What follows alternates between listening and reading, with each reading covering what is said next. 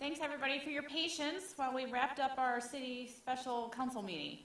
All right, I'm going to invite you to enter our city council meeting with some mindfulness breathing. Please join me. Sit back in your seat, get comfortable. Close your eyes or look downward. Start focusing on your breath. Take some deep inhales.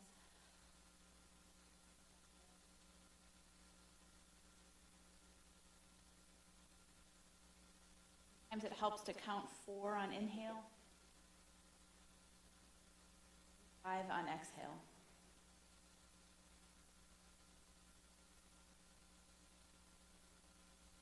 Notice your body changes when you start to exhale on 5. Let some things go from your weekend or today. More inhales.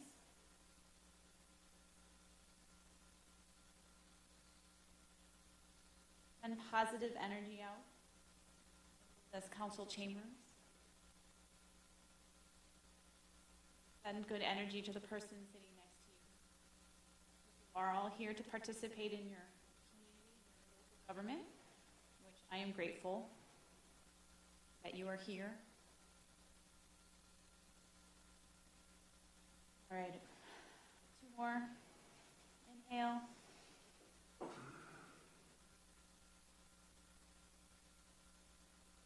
Exhale. All right, I'm going to invite you to join for the Pledge of Allegiance. I pledge allegiance to the flag of the United States of America and to the republic for which it stands, one nation, under God, indivisible, with liberty and justice for all. All right. We have roll call, please. James. Here. Leaks May. Here. Mikulski. Here. Polika. Here. Piana. Here. All right, and next up is approval of the agenda. Mayor, I move that we approve the agenda as presented. Second. Moved by Leaks May and seconded by Mayor Pro Tem James. Thank you. Leaks May. Yes. James. Yes. Mikulski. Yes. Polika. Yes. Piana. Yes. All right, that is the approval of the agenda, and next up is the presentation. And our first one is 4A, which is the swearing in of Dean Lent as our Ferndale City Clerk. So do you want to come into the middle of the room? We'll Ready.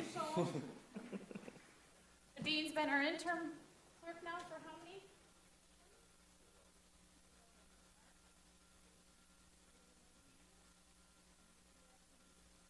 I, Dean Lent, do solemnly swear. I, Dean Lent, do solemnly swear. Support the Constitution of the United States of America. I will support the Constitution of the United States of America. Constitution of the State of Michigan. Discharge the duties I will faithfully discharge the duties as the designee of the office of the city clerk to the best of my ability. as a knee of the office of the city clerk to the best of my ability.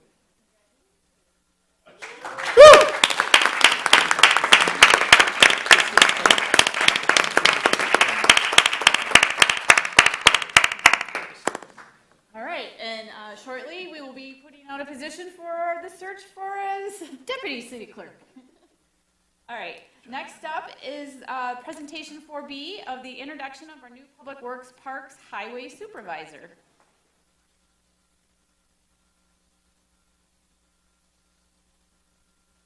Well, it's my pleasure to introduce our new Parks and Highway Supervisor, Charles Tobby, to council.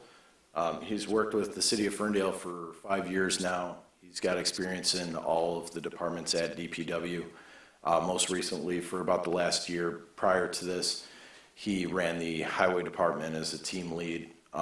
He's always stepped up. He's shown value every role he's been in. We look forward to watching him develop and help us out through his leadership. I will let Charles say a few words if you'd like. Sure. Yeah. Hello, it's nice to see everybody. Yes, I've been the highway leader for a while now, and I'm honored to take on this role as highway and parks supervisor and move on with my venture here at the DPW. So thank you. Thank you so much, and congratulations on your promotion. And you've got a lot on your plate this year with highways. Yeah. So with 8 Mile also going to be going under construction soon as well. Yep. Well, thank you, and for your service. Thank you.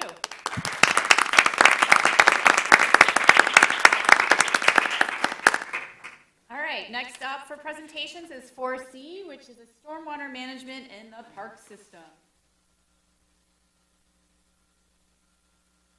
Good evening, good evening. I'm Emmanuel Johnson, I'm the Recreation Manager with our city's Parks and Recreation Department, and I am going to be doing a presentation about the state of flooding in our parks, specifically 4 of the parks that are east of Woodward Avenue, if it comes up.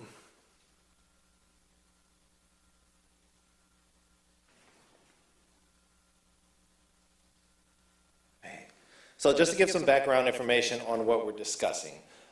For a long time, the department has known that there's been an issue with pooling water happening at Martin Road Park.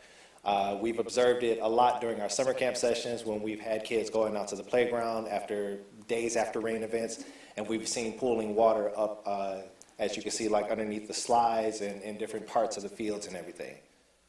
We also noted that the issue was especially bad during last year's extravaganza event. When we were holding the special event out in Martin Road Park, we noticed that conditions were pretty sloshy out there. There was a lot of areas that were muddy. There were sections of walking path that were completely covered up by pooling water. So we knew at that time that that was something that we were going to need to address if we were going to continue to do programming out of Martin Road Park. But by the time that we decided to take action, some of the damage had already been done. So that pooling water that I mentioned that was standing over the walking path at Martin Road Park actually rendered it crumbling over a period of time, a prolonged period of time of pooling water standing there. So we had to repair that last year at a cost of $98,232. Now that section of path is completely asphalt and completely brand new now, but it was something that was not originally scheduled for maintenance, not something that we had in our budget per se to be able to address. That is a direct result of the pooling water.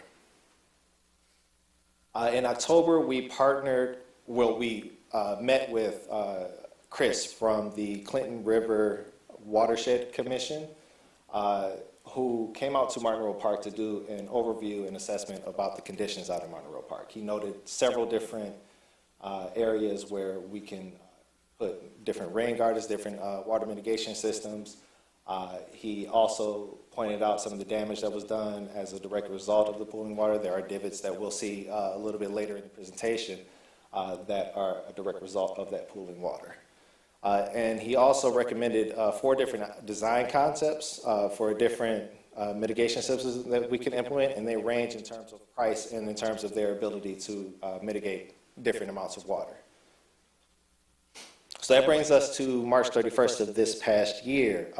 We had a rain event on that day that lasted for a period of 9 hours, and it brought down a total of 0.96 inches of rainfall during that period of time, which is, as you can see, calculates to about 0.106 inches per hour. And that puts it in the range of a light to moderate rain. This was the rainstorm that happened right before extravaganza that caused us to, A, notice that the conditions in the park were in no shape for us to be able to hold that event, and B, cause us to see the extent of the damage and notice that we needed to make an adjustment to extravaganza before we ultimately ended up canceling it because it was raining anyway that day. What you'll see now is the extent of the damage that was caused by that one rainstorm. These first few pictures were taken from the top of the hill. That gives you a little bit of an overview of some of the areas. For anybody that's unfamiliar with Ferndale or in our park system, we do not have any naturally occurring ponds out there or anything like that, even though it may look like it from some of these pictures. We would estimate that some 75% of Martin Road Park was impacted by the stormwater that took place that day. This is out in the field behind the hill. You can see different areas are affected back there as well as a large pool that's forming over there on the left side. This was taken from the street south of Martin Road Park. It doesn't show it necessarily in this picture, but I can let you know that from observing, the water was spilling off of the grass area and onto the street at a pretty stark rate. This is the concrete pad that's in the middle of the park that used to host the hockey rink. It is completely underwater. That is also the site of our future plans for a pickleball court, so that will need to be addressed before we do any installation there. You can see several of the amenities have been impacted by this as well. There's mud and water all around the basketball court there, as well as standing water on the court. This is a portion of the new walking path that was just installed, I believe, in 2018, I want to say. And you can see that there are portions of it that are already underwater again. So if that continues to stand, we're going to run into an issue there with the same issue as we had with the previous section of walking path. So in looking at that, because we knew that the parks that are east of Woodward Avenue have this problem in general, that day we decided to go ahead and take pictures and get documentation about all of the parks out there.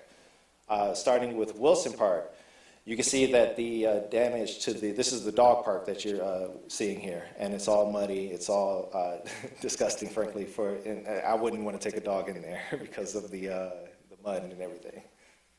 And it's all concentrated at the entrance of the large dog area. So it's an issue that will impact any dog that enters into there and any dog member that enters there.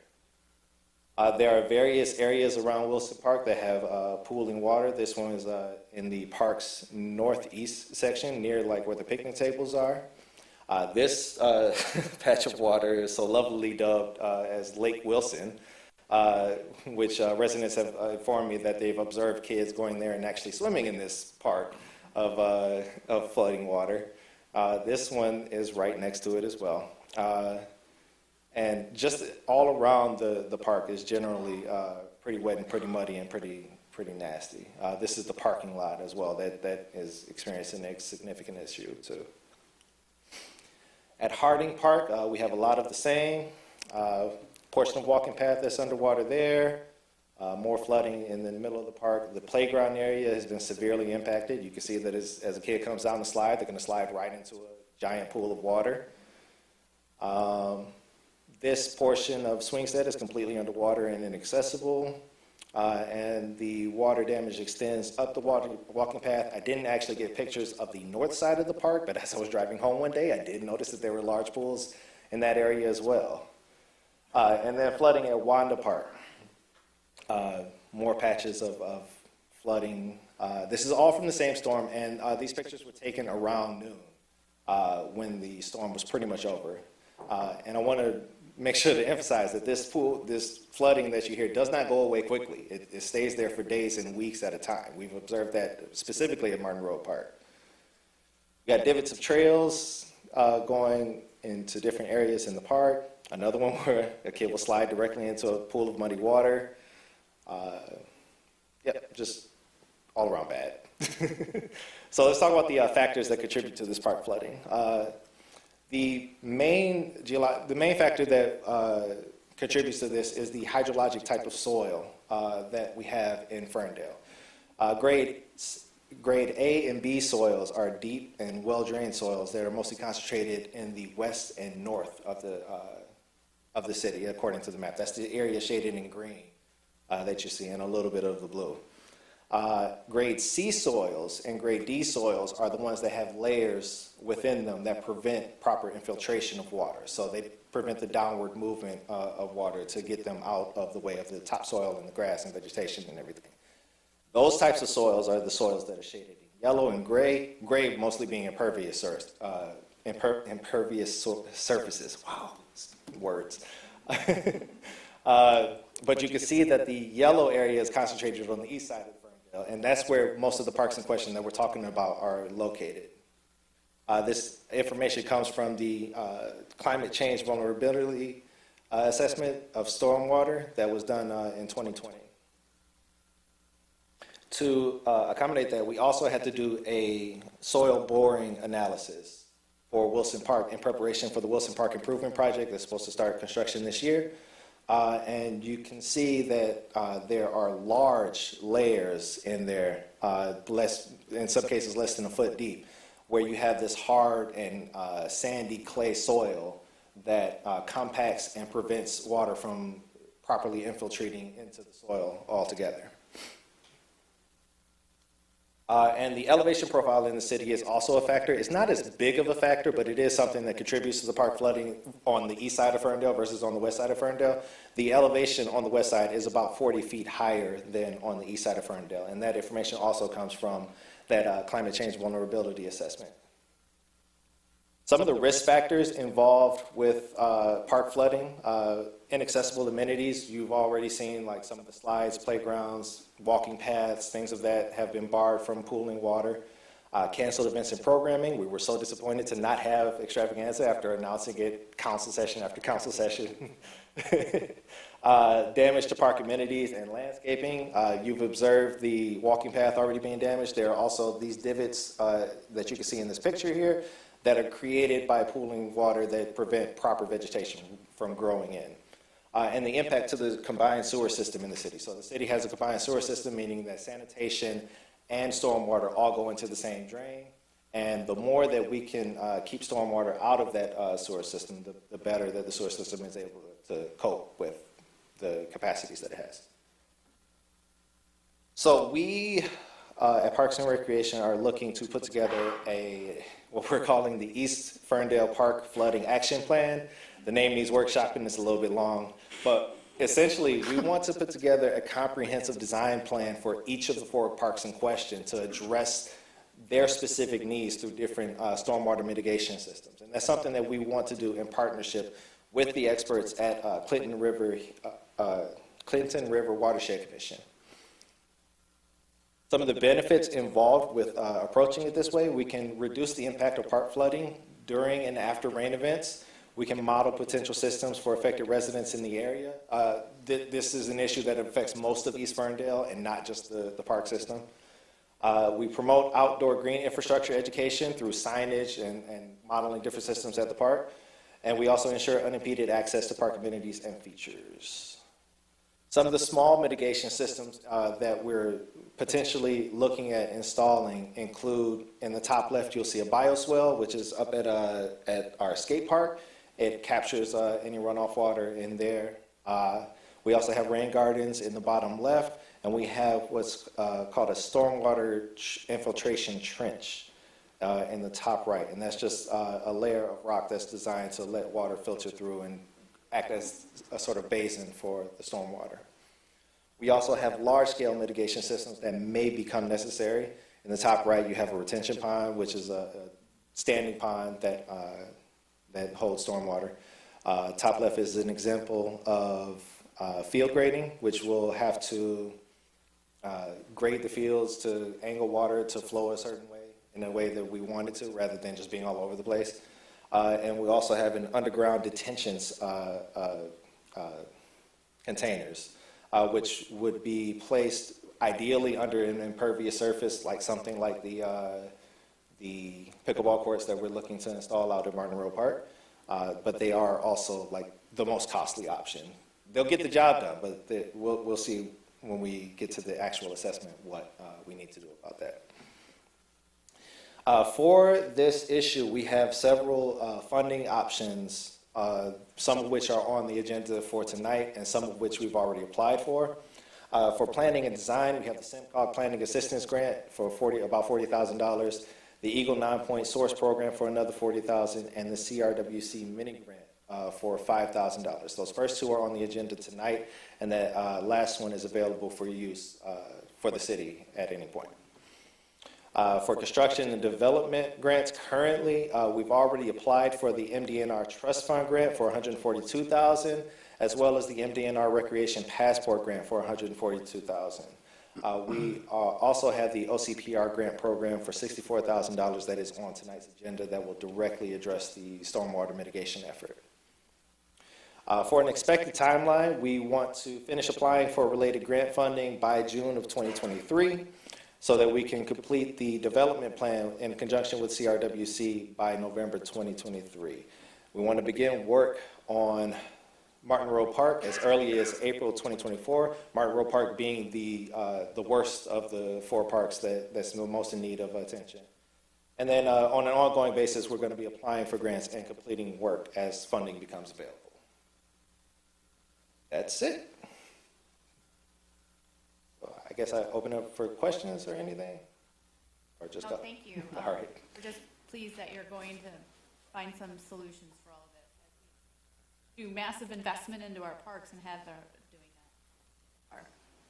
that. Through the chair, can I just, excuse me, can I just also add that maybe check with the Herb Family Foundation?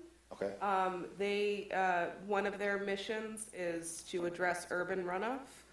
And if we wouldn't qualify for a grant through them, they might be able to connect us to some other resources as well.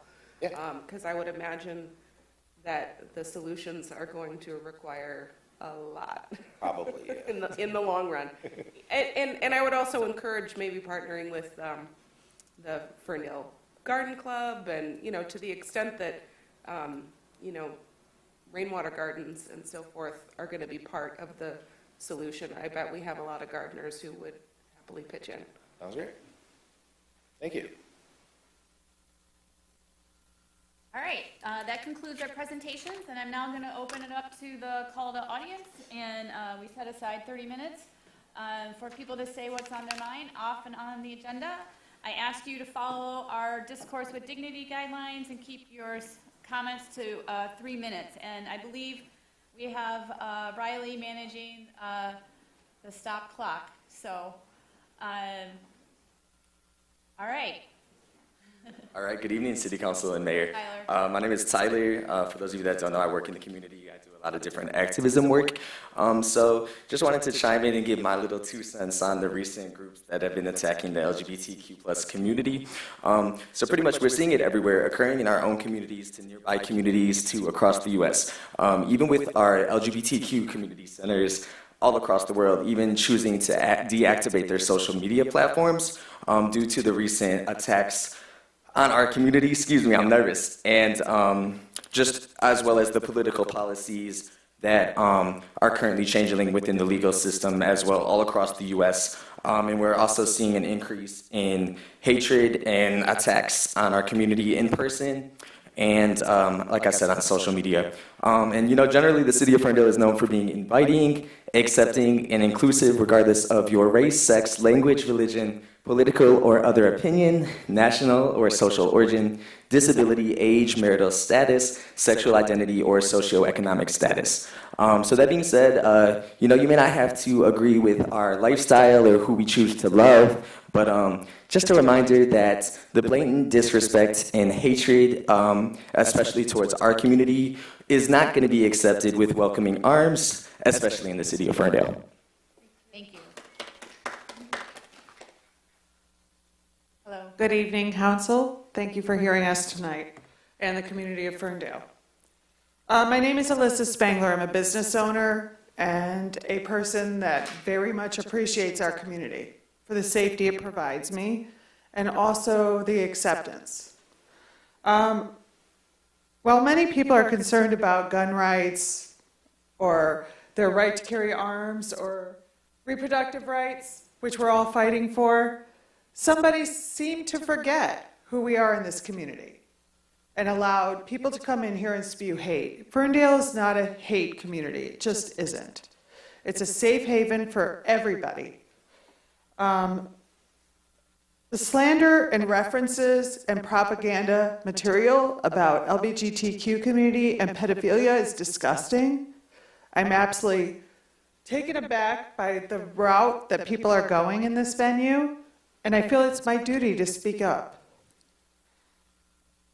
The slander and references have gone beyond hate. According to Bloomberg, right now, hate groups are up 48%. In Michigan, we have 25. And the esteemed people that I don't want to say esteemed, but I'm trying to be kind, that came here to speak at our city council are listed on a group of hate groups through the Southern Poverty Law Center. It's not okay for us to condone this as a community. I'm sorry. I get a little worked up about it. Data has shown that the amount of suicides in LGBTQ communities, I'm watching my time, I'm sorry. LGBTQ communities are up 48%. We have to do something as a community. We must continue to support one another. That's what makes our community so beautiful. And I'm totally going off script, don't care. Because I have so little time, so I want to make sure everything I want to say. And you know how we do that? We vote. We vote and we put people in office that support our ideals and our morals. Because as a community, I believe Ferndale is fantastic. We're wonderful. Don't royal oak my Ferndale at all. Don't do it. I love this community. I love how we all come together and support one another. And that's, you know, I'm not even going to read my speech. I'm just going to say that and appreciate all of you and the community sitting here tonight. Because I think this community is full of love. I really do. And I just want to continue that venue and have us be like the place that we built. That's it. That's it. Thank you, Elizabeth.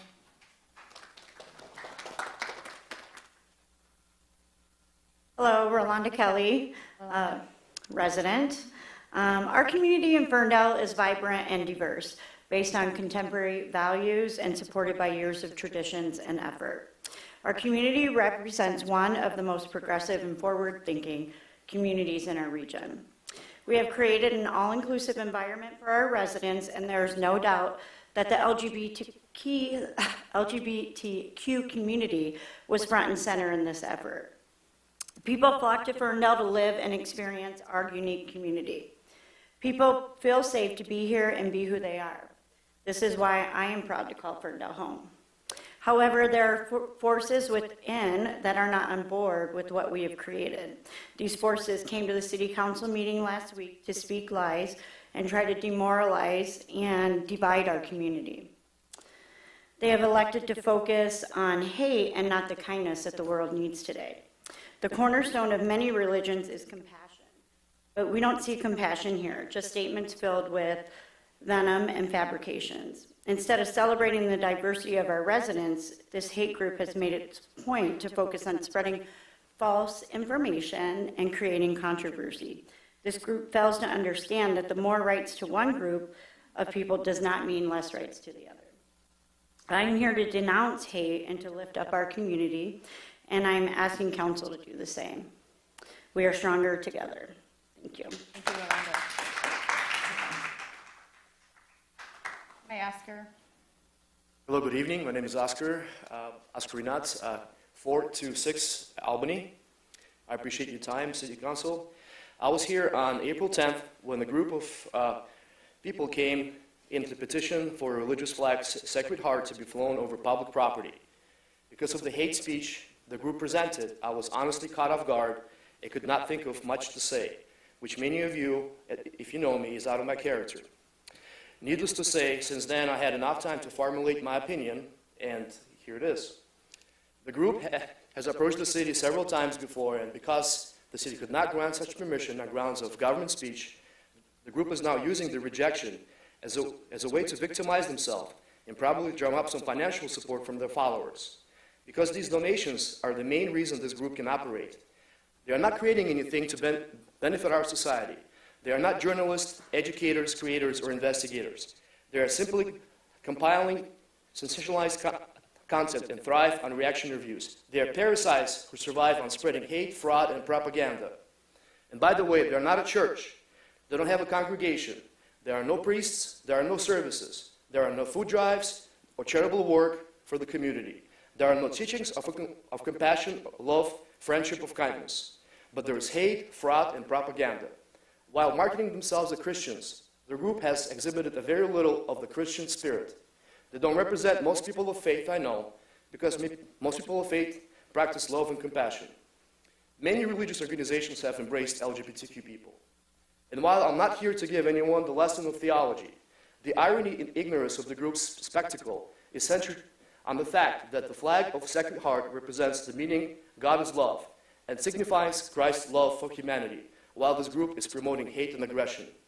They are not a oppressed religious group as they are trying to portray themselves, but they are agitators, instigators, and special interest group that are spewing lies. I condemn their actions, and I hope that they atone for upholding violence and hate.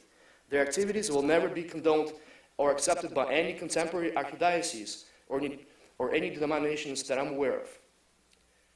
How do we oppose their efforts to spread hate in our community? We deprive them of the attention they crave. When we cut oxygen, the fire of hate should shrivel and die. Yet another effective way is to never tolerate hate, is to never be intimidated by a bully, but to rise above hate, lifted by awareness, empathy, and love. Thank you so much.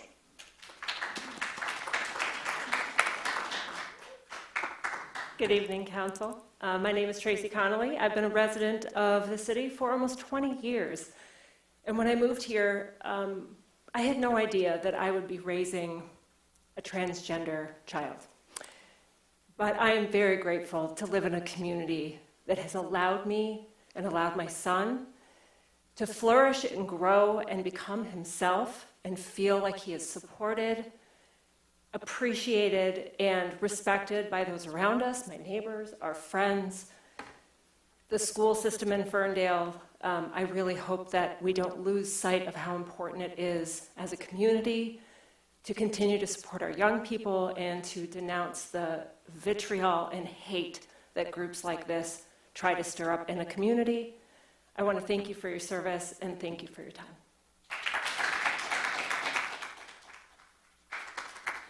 That made me a little teary. This is my neighbor. I didn't know what she was going to say, but sorry about that. My name is Amos DeRozier. I've lived here for about 23 years. I have a partner of 20 years. I was asked to come here tonight last minute notice, so I asked for help in writing something. So I'm going to read from my script. The majority of our community is accepting, inclusive, and respectful. This is why we love this city, and we love our community. The majority understands that you don't have to be a pious person in order to live your life in harmony with others in order to be a good person. All our community wants is a place where we can live in peace and be ourselves. But more important than that, I am reminded that my love of my partner for 20 years is in conflict with religious beliefs of people that come to these very meetings and casually state that LGBTQ people live in sin and have a mental disorder. These people deny the rights of gender identity and expression, while these rights are granted by our government and the people. Ironically, the same rights protect the freedom of religion and freedom of speech. I reject and condemn what a small group of radicals doesn't represent the values of our community, has to say about me or my LGBTQ family. I condemn these radicals and their efforts to divide us. Thank you for your time and for being here.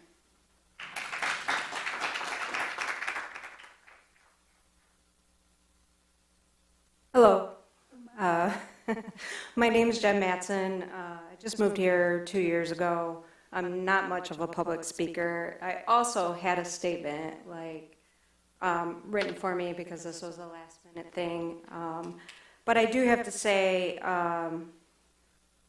when I moved here from Brooklyn, I had some reservations when I first got here because Brooklyn, New York I lived in a bubble, and they had all the rights for LGBTQ people. And this past election, I was just elated.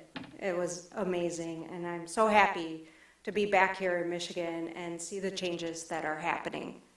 But here's what was written for me. The struggle for equality starts in small communities like ours, when we least expect it. Hate groups at times are masquerading as nonprofits and take advantage of a tax exempt status while attempting to influence and fund local and federal policy creation. Hiding behind religious ideas, these groups promote hate and division. Well-funded and resourceful, these groups know how to navigate our laws and find ways to spread hate and propaganda without crossing the line and making themselves vulnerable to legal actions. 417 anti-LGBTQ bills have been introduced in the state legislatures across the United States in 2023. There is no doubt in my mind that these groups, like the ones in our city, are responsible for amplifying hate and propaganda nationwide, and thus creating further divide in our home communities and essentially in our communities. It is time for our community to come together and denounce these hate groups. Hate has no place in Ferndale. Thank you for your time.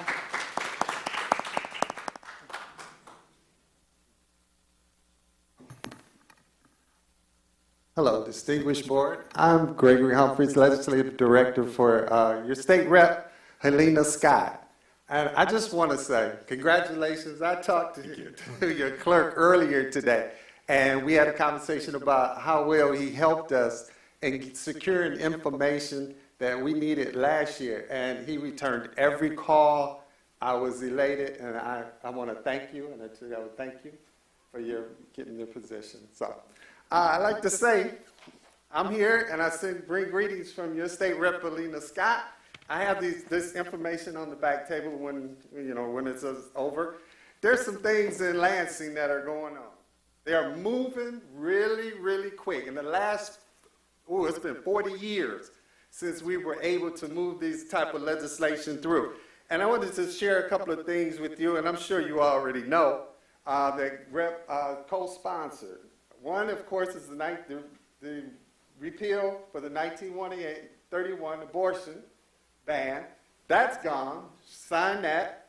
The legislation to create the civil rights protections for the LGBTQ community, that was a big thing. Senator Moss is the one who introduced that, and he walked it through, and she supported it 1,000%.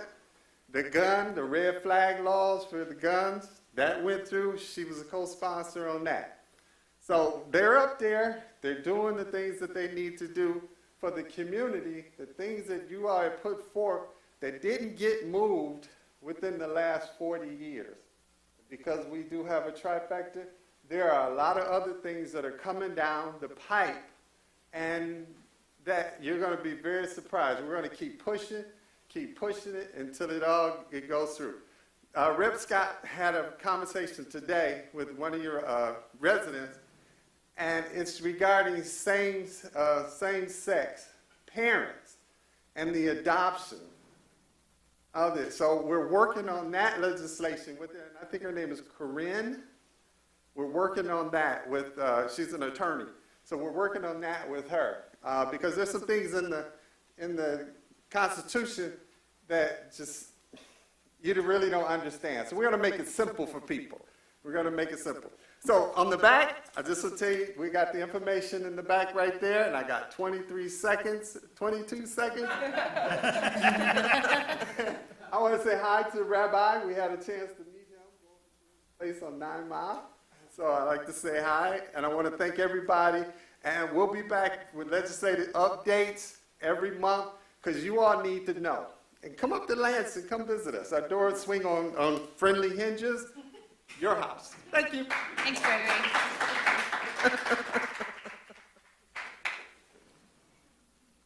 Good evening. I'm Dan Coleman. I live at 306 Farmdale. I've lived here 50 years. And I'm wondering how they come up with a capricious way of replacing sidewalks. I had 2 sidewalk slabs in front of my house. One was put in 2010, so I guess they only last 12 years. Tore that one out after I ground down the edges, just like you guys have out front here. Your sidewalks are worse than mine everywhere. I just wonder, when do you replace your sidewalks and stop charging the customers for, the citizens here for theirs? I mean, a tree on my easement wrecks my sidewalk, and it used to be they took care of it. They changed the rules here in 1986. Well, I'd been here for 12 years by that time, so I should be grandfathered in. There's a sidewalk that far from my house on the corner of 8 Mile and Livernois. It's sticking out of the ground 4.5, 5 inches. No one fixes that one. Why is that? Who makes up the ones that get replaced and the ones that don't? I'm going to direct. Oh. I'm asking somebody. Someone here should know how we come up with that idea we can replace the sidewalks at whim. We have a process, and I'm going to direct you to our city manager to leave your name, and our DPW director. I don't see him. See him in there, but yeah, through the chair, the DPW director is out of the office right now, but right. we do have an actual scheduled approach to analyzing and exploring the work. We break the city down in quadrants, and we rotate those quadrants on a regular basis, including municipal property. So everything is on a schedule. But if you could leave your name, contact information, and the address, our civil engineers and DPW would be happy to follow back. The sidewalk they replaced is a half-inch higher than they replaced already. I don't understand how they can do that, how they can just, and then when you grind it down like you guys did, I rented a grinder and ground it all down, they still replaced it. Okay for here out front, but it's not in front of my house, I guess. Another question I have is the sewer systems. When they go bad 22 feet off my property, how am I supposed to fix that? You guys don't fix it. Why? What did I pay sewage fees for the last 50 years? The first time I asked for help, oh no, you can go get that done for $5,000 or $6,000. It cost $9,000. There was places that wanted $12,000. I don't understand what the city does for you anymore. It used to be nice. So if you leave your name and number, the city manager will have staff follow up with you on both those issues and get you the customer service you're looking for. Hopefully it's better than the police department. I've left messages with them 4 times and never got a call back. All right. Thank you. Thank you. Hi, good evening. Barry Trouble, a resident for 12 years. Hi, Barry. 2005 Renson. I think my question was already answered. I had an idea for pickleball court in Martin Park. And anyways, about the flooding, one consolation, there was a family of ducks that was living there for a while. Thank you. Thanks, Barry. When will the pickleball court be built? I think it's going to be constructed this summer, but we need to fix the flooding first. Yeah, after the flooding. After the flooding. All right. After the flooding. Well, thank you. Thank you. I hope to see you out there.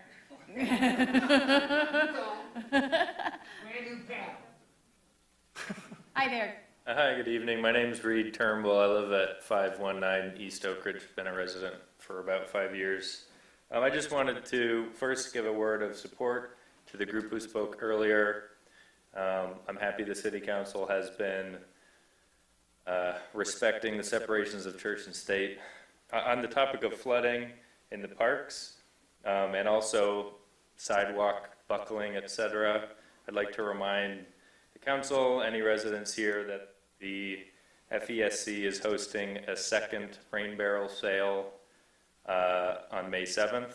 I believe there's still a reduction in price thanks to the Eagle grant. So on your way out, you may see a rain barrel display. If you don't have one in your yard, it'll help collect rain from your roof, less rain on the sidewalks and flooding the parks, and you can use that water to water your flowers. It's just a reminder there.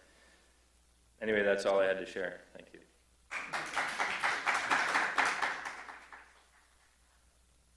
Is there anybody else who would like to make public comment?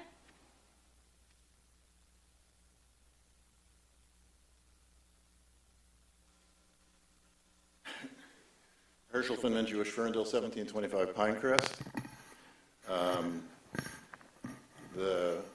Her Honor, the mayor asked me to speak, and it's good that she asked me 2 weeks ago to speak for 3 minutes, because she had wanted me to speak for an hour. She could have asked me this morning.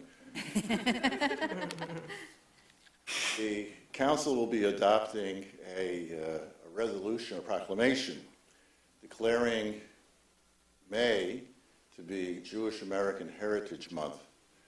And we couldn't be more proud, more happy.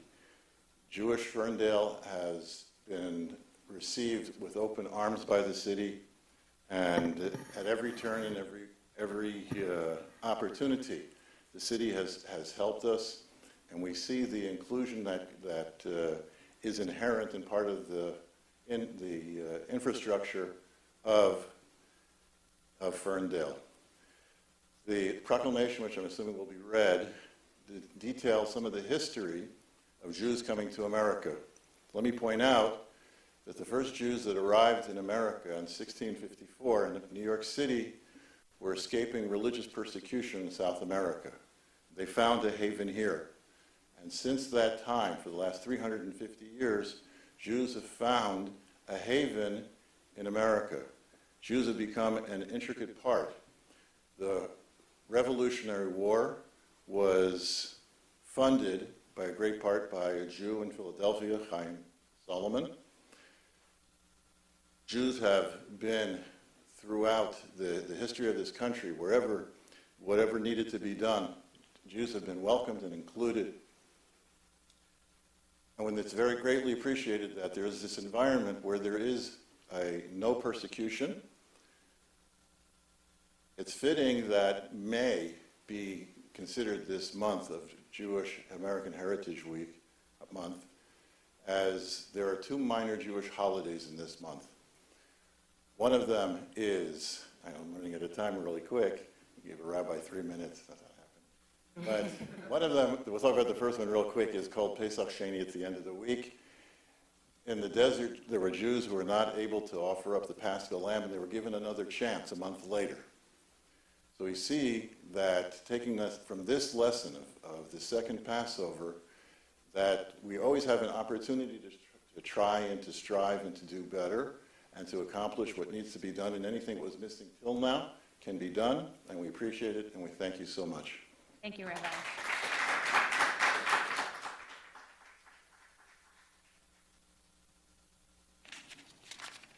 My name's Chana Finman, and I'm with Jewish Ferndale with my husband Herschel.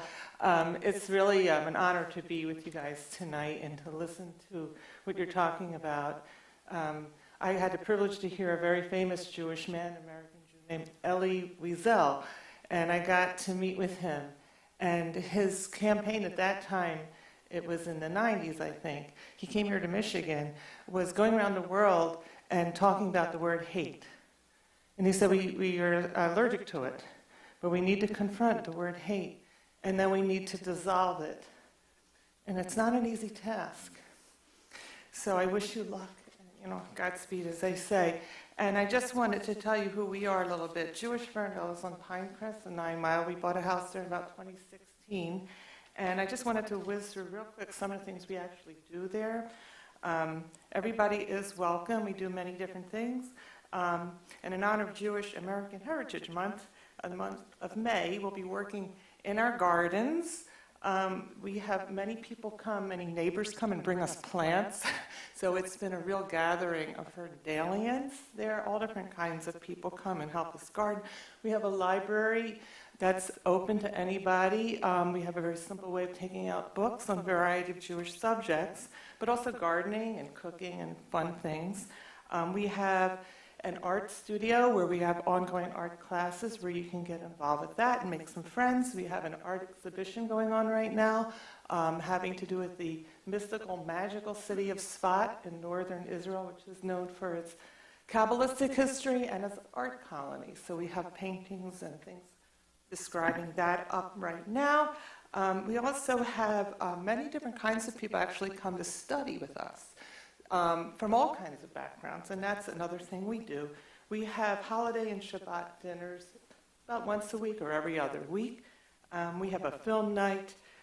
We have a meditation garden where some people just want to come in quietude and look at some birds, and a place to talk. And we also, we have been awarded since our opening with citations for our interest in conservation and environmentalism. So we also are continually learning. So hearing about the water gardens tonight and the water barrels was really great because we're learning too, and we're always trying to upgrade. So it's nice for people to give us some pointers that we can do better. And you know, the world doesn't change automatically. It all does in small, tiny parts. And I think that the tiny part, listening here tonight, is this idea of kindness, just simple dignity and kindness, and we can get a long way. And you guys have been terrific, so thank you. Thank you. Thank you.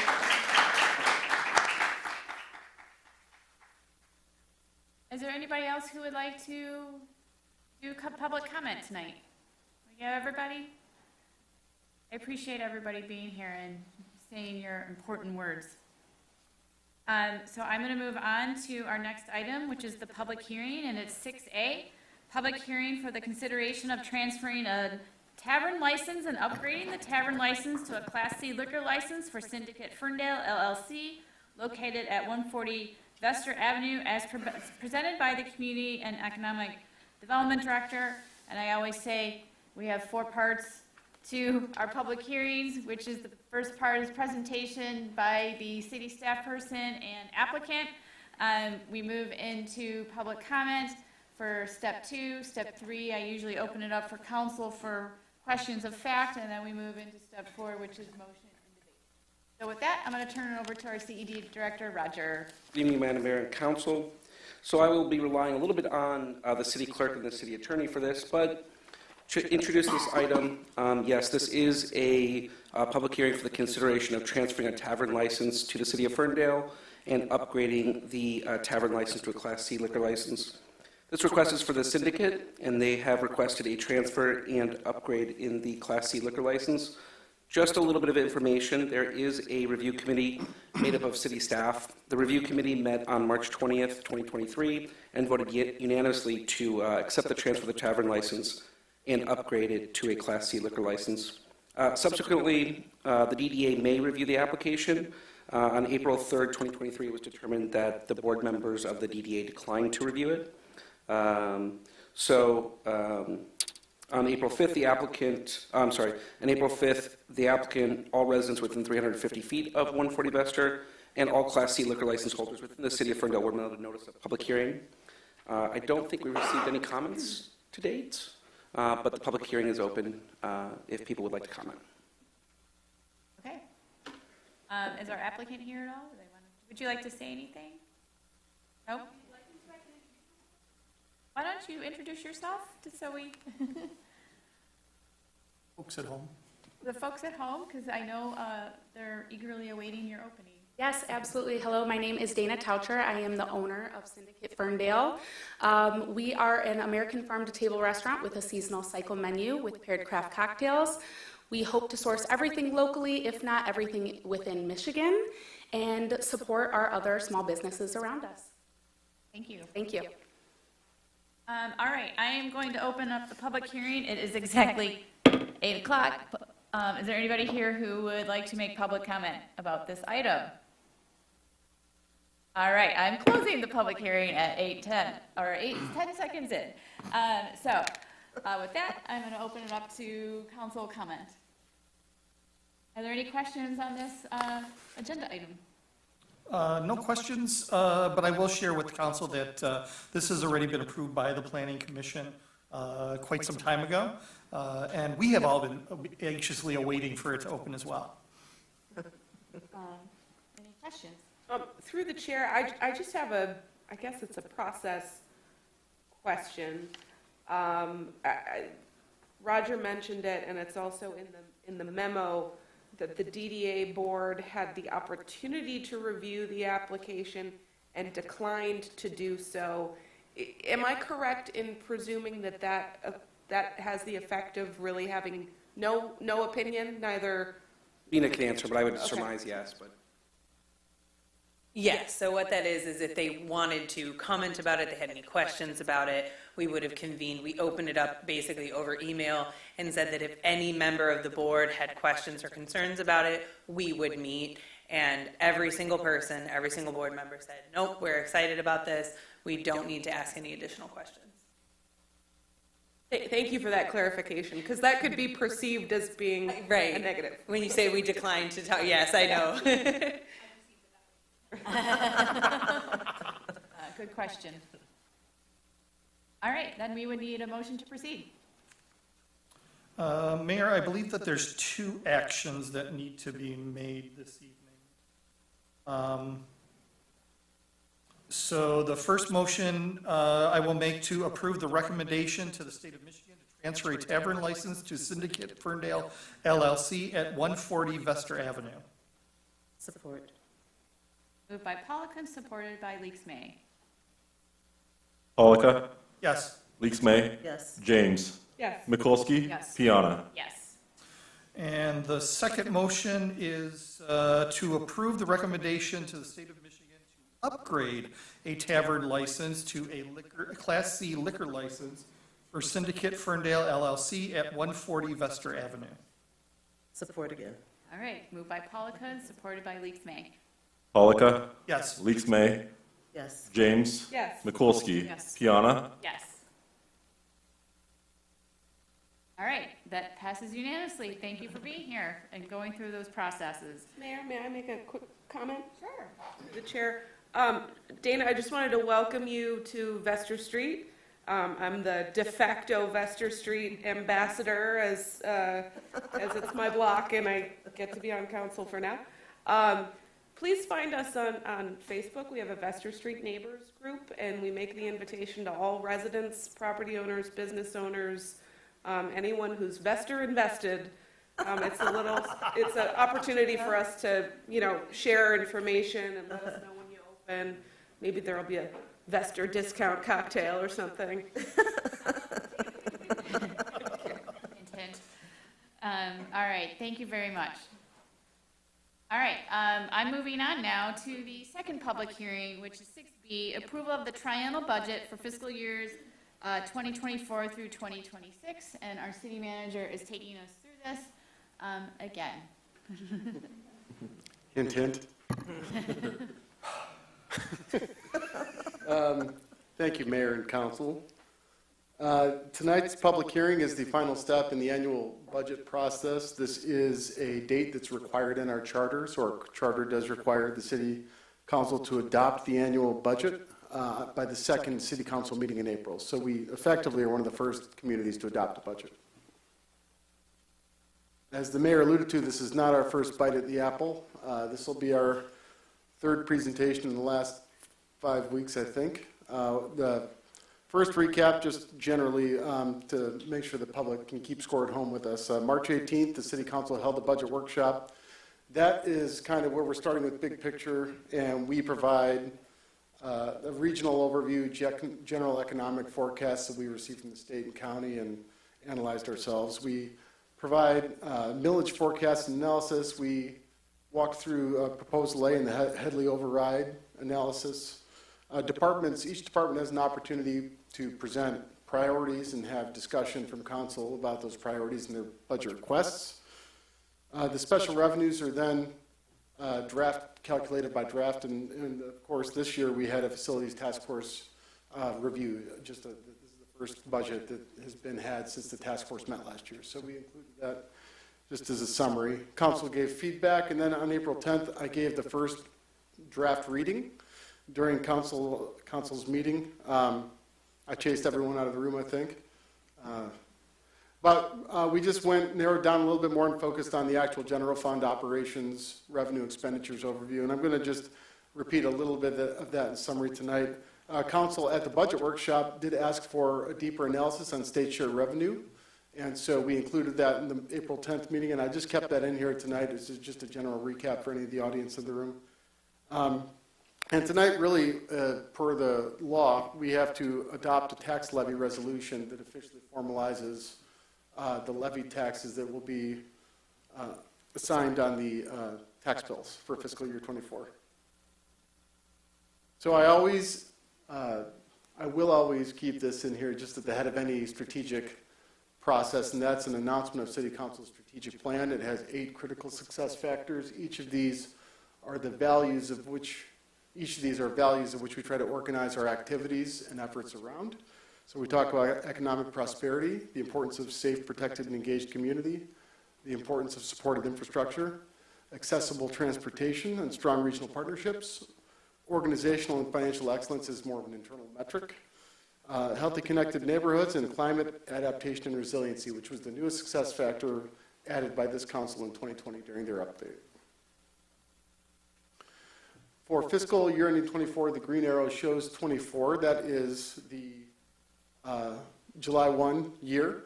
We're currently in fiscal 23. We really generally stay flat. The city's rollback is only 0.3 of a mil. That is different than what we were presented early in March. This is from the county, so the county will make adjustments before they have final calculations for local governments, and that usually comes around early April. So that happened this time. We were able to make the adjustments, and this is what was presented with April 10th. There have been the city manager's office did not receive any public comments from following the April 10th meeting, and to my knowledge, the city clerk didn't either. So these mill amounts are consistent with what was presented. This is just a summary of what that millage rate yields. And I would say to the public who's looking for more information, that is included in tonight's packet. You can see a copy of the presentations that were previously given, so you can see the full context of the budget discussions that have been presented to date. What you see below is in the bar chart, you see a recent trend analysis of property tax revenues that are earned through that millage, general operating millage. You see there's a general increase that's really based on state law in the market. In 2026, you see the yellow portion disappear. That is the expiration, marks the expiration of the Headley override millage that was approved by voters in 2015.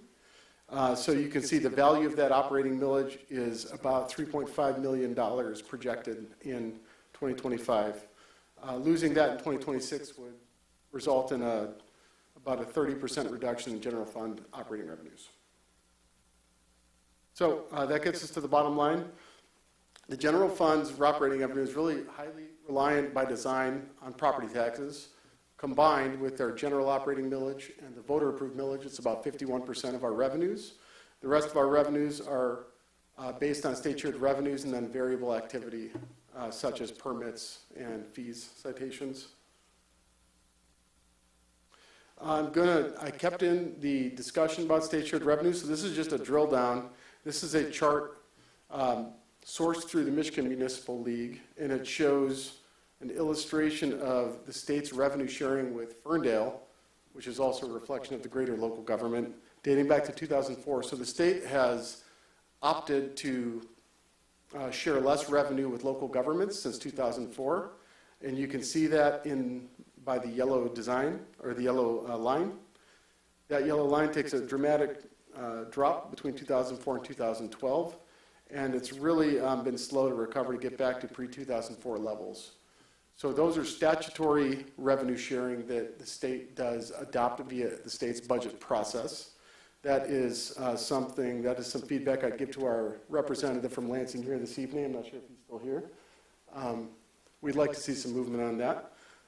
And then on the constitutional revenue sharing, that is actually formulaic based on the Constitution. So that doesn't change. That is just prescriptive based on whatever formula the state constitution provides.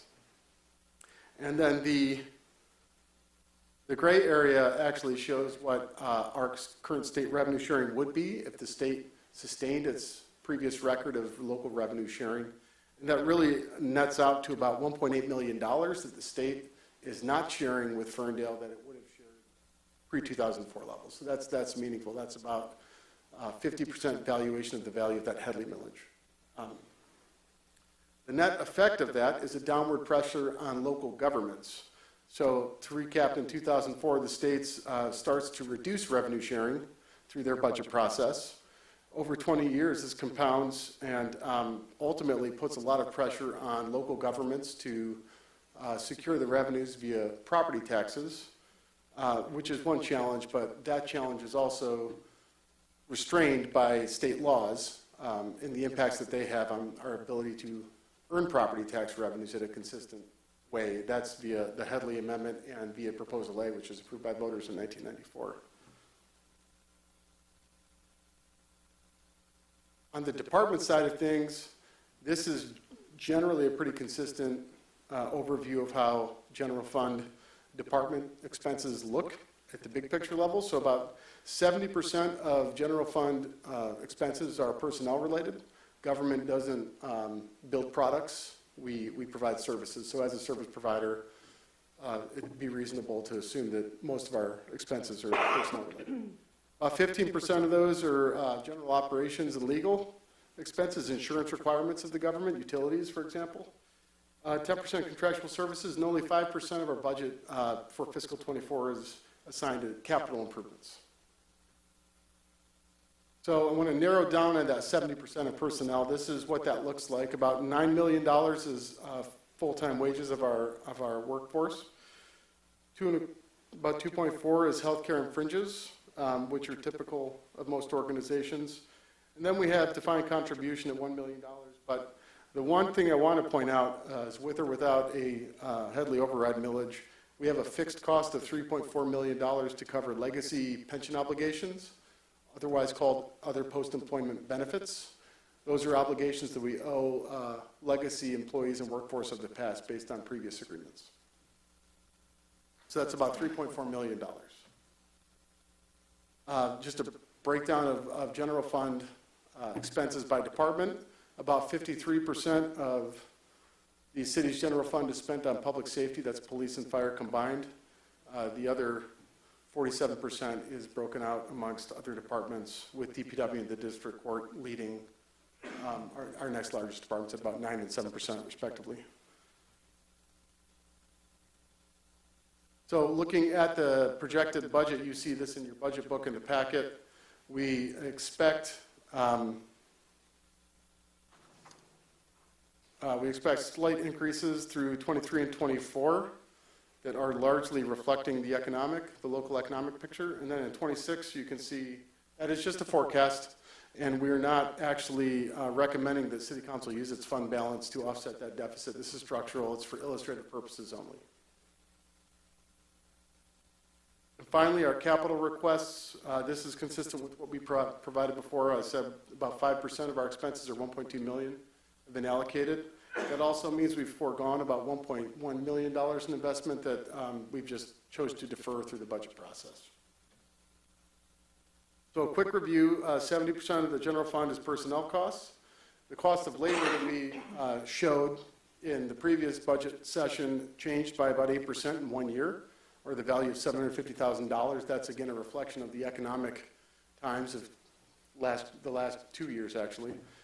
We have fixed legacy costs at about $3.4 million associated with other personnel.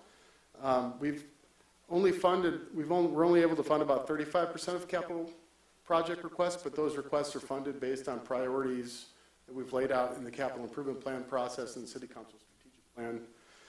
The facilities task force, which we did present the previous budget, I'm just including this for added context. Again, people wondering about the facilities. The task force actually was a citizen task force that evaluated our facilities and gave us a recommendation. They recommended that the city needs about $60 million in capital investment over 10 years, not 1 year, over 10 years. And that would be the value to address the facilities needs. And then, of course, the Headley override, the loss of that millage in 2 years would account for a $3.5 to $4 million budget cut in the general fund. On the special revenue funds, much like everything else, costs of that service have also increased substantially over the past 2 years. So we will have curbside hauling fees that have increased. The city's realizing that operationally with a 12% increase over 2 years. We've had an added expense for spoils removal fees for other projects that we're performing as mandated by the state. And that is added $100,000 costs increase to the sanitation fund. And we've also, for City Council strategic plan, and is also the most popular topic in Ferndale Learn, $50,000 of funding for the composting program. That is bar none consistently a very popular program that people want to see expanded. That's all the feedback. So sanitation fees are projected to increase by about 5% this year. On the public utilities side, we have presented a substantial water infrastructure investment. The DPW is projecting, is going to issue bonds that council approved to reduce the cost of capital projects. But we're going to be investing about $12 million back into sewer system improvements, improving really older water main and sewer main that were constructed as a post-war community in Ferndale in the 40s and 50s. So a lot of our infrastructure is aging. We are working through our capital plan to replace all that. And then additionally, the state, we are working on exceeding our mandate by the state to replace a minimum of 7% of private lead service lines. We actually last year replaced about 11%, so we're well above that, and that was loud and clear from the community seeking for us to replace those as a public health risk sooner than later, and to beat the minimums if possible. This is the just budget timeline update, and this is again just for the community education. So pending adoption tonight, City Council, our charter also requires us to publish the budget book and provide that on the city's website as well as all municipal buildings by the first council meeting in May. So that will be brought forth to you on May 8th for receipt. Then we have 2 more months in the fiscal year, and then we start the fiscal new year, July 1. And with that, Council, I will take any questions. Oh, I'm sorry, I was out of order. Our water rates, I forgot, I apologize. Our water rates, actually, this goes back to the water capital, are projected to increase per the study that we actually commissioned in 2022. We commissioned a study to give us a 5-year rate analysis and projection that would help us meet the capital obligations and the new state mandates. That has resulted in an increase to $14.10 per unit. So you can see that is shown in, that is the third line in the chart. And with that, I will answer any questions from council. Technically, I have to do a public hearing. Oh, yes, I'm sorry, thank So you. I'm going to open it for the public hearing at 8:19. So if there's anybody in the audience who would like to speak on our triennial budget, I invite you to do so now.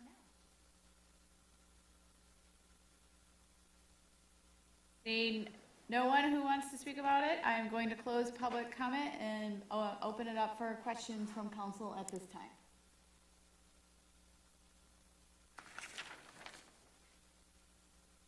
All right. Seeing no questions from council, we need a motion to proceed for further discussion and or comment. This one also has 2 motions. So starting with number 1, I move to adopt the triennial budget for fiscal years 24, 25, and 26 as submitted by the city manager. Support. Moved by Mayor Pro Tem James and supported by Mikulski. James? Yes. Mikulski? Yes. Leaks May? Yes. Polika? Yes. Piana? Yes. Motion number 2, I move to adopt the appropriations resolution setting the tax rates, water and sewer rates, and sanitation fees for fiscal year 2024 as submitted by the city manager. Support. Moved by Mayor Pro Tem James and supported by Mikulski. James? Yes. Mikulski? Yes. Leaks May? Yes. Polika? Yes. Piana? Yes. All right, and I'm just going to repeat what Mayor Pro Tem James said at the last budget meeting, is that this is our 3rd or 4th or 5th budget meeting, which is why you're not seeing a lot of questions from council, because a lot of our questions have already been, if not all of them, have been answered. So I just want to express support to the city manager and our assistant city manager, Kyle, for leading us through another successful but difficult and challenging budget cycle, and really appreciate everybody's hard work and all of our departments to balance the budget this year, which I know was a hard conversations to have. So thank you. All right, I'm going to move on to the consent agenda, and I'm going to read everything in its entirety. And council votes, I would like to read the resolution for 7G. Okay? Oh, thank you. 7A, approval of the April 10th, 2023 meeting minutes. 7B, approval of the resolution to recommend qualified licensees for the Ferndale Social District, pending approval of motion and public hearing for 140 Vester Street. 7C, approval of postage costs for the summer of 2023 city newsletter to be paid to the USPS via Allied Printing for a cost not to exceed $3,500. 7D, approval of the proclamation recognizing April 28, 2023 as Arbor Day in the city of Ferndale. 7E, approval to utilize Superior ground cover to place playground mulch in the parks for the estimated amount of $12,600. 7F, approval of the license agreement between the City of Ferndale and Ferndale Mexican Inc. for the use of the municipal parking spaces in the city's municipal parking lot number 8. 7G, approval of the resolution declaring the month of May as National Jewish American Heritage Month. 7H, approval of repairs to DPW Street Sweeper 835 with Southeastern Equipment Company in the estimated amount of $18,836.66. 7I, approval of the resolution to observe and proclaim May 4th through 7th, 2023 as Light the Night for Fallen Firefighters. 7J, approval of the recommendation to appoint Dean Lent as city clerk. 7K, approval to backfill the deputy clerk position due to the vacancy created with the appointment of the current deputy city clerk to the city clerk position. Congratulations, Dean. 7L, approval to submit application for the SEMCOG Planning Assistance Program in the amount of $40,925 with a required match of $9,075. 7M, approval to submit the application for the Oakland County Parks and Recreation Grant Program in the amount of $64,000 with a required match of $64,000. 7N, approval to submit application for the Eagle Non-Point Source Program in the amount of $40,000. 7O, approval of the annual renewal of Zoom licenses in the amount of $5,798.50. And 7P, approval of the settlement agreement between Halliburton versus City of Ferndale as submitted by the city manager. 7Q, approval of the bills and payrolls as submitted by the finance director and subject to review by the council finance committee. And now I'm going to read the resolution recognizing May 23rd as Jewish American Heritage Month. But before I do that, I just want to remind everybody this council body passed a resolution in 2021 from the American Jewish Council confronting and combating anti-Semitism in our communities. And so I am very supportive of our Jewish members in our community and want to make sure that we are welcoming to all religions as well as all religions. Excuse me, Mayor, you may want to vote on the consent agenda first and then read the rest. Oh, sure, go ahead. Go ahead, council. Do what you wish. I move to accept the consent agenda as presented. Support. Moved by Polika and supported by Leaks May.